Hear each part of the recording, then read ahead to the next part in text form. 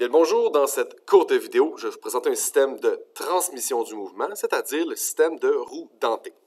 Donc, je vais animer ici. Pourquoi un système de transmission? Bien, c'est bien simple, c'est que ma roue motrice, qui est présentement ma petite roue dentée juste ici, effectue un mouvement de rotation, et ma roue menée, juste ici, qui est la rouge orangée, celle-ci également fait une rotation, donc chose de rotation à rotation. C'est donc un système de transmission du mouvement, puisque la nature du mouvement n'a pas changé, rotation à rotation.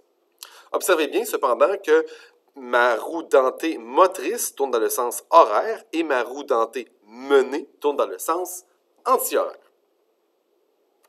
Je vous parle maintenant de réversibilité. Donc, est-ce que c'est un système qui est réversible? La réponse est oui, tout à fait. Pourquoi? Parce que présentement, ma roue motrice, c'est la petite, ma roue menée, c'est la plus grande. Et est-ce que je pourrais interchanger le moteur l'une de l'autre sans que ça bloque? Mais la réponse, c'est bien entendu que oui, ce que je fais juste ici présentement. Donc, j'ai changé le moteur. Donc, j'ai passé, maintenant, c'est ma roue de gauche qui est la roue motrice. Et encore une fois, le mouvement fonctionne. Donc, la transmission fonctionne, il n'y a pas de blocage. Donc, un système qui est réversible. Finalement, pour les changements de vitesse du mouvement, on peut encore une fois changer la vitesse, donc faire varier la vitesse.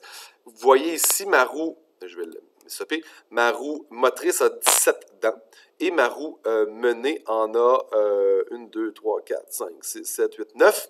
Donc, puisque je passe de plus de dents à moins de dents, donc d'une roue motrice avec plus de dents à une roue menée qui a moins de dents, on augmente la vitesse. Et si je faisais l'inverse, je vais retourner à ma position de départ, c'est-à-dire mon statut de départ, où la roue de droite était la roue motrice. Vous voyez ici, donc, ma roue motrice transmet un mouvement, mais cette fois-ci, j'ai une diminution de la vitesse. Quand je passe de moins de dents à plus de dents, on diminue la vitesse.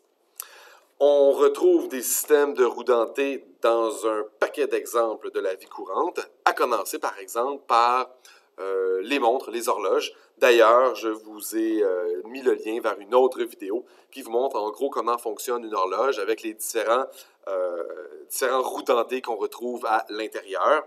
Et ces différentes roues dentées-là vont avoir différents nombres de dents, différentes tailles, qui entraînent des vitesses différentes. Donc, de là, l'idée du fait que j'ai ma roue, par exemple, en fait, mon aiguille des secondes qui est rattachée à une roue dentée qui va beaucoup plus vite, donc beaucoup plus petite, contrairement, par exemple, à celle des heures qui va beaucoup moins vite, donc une roue dentée qui a plus de dents.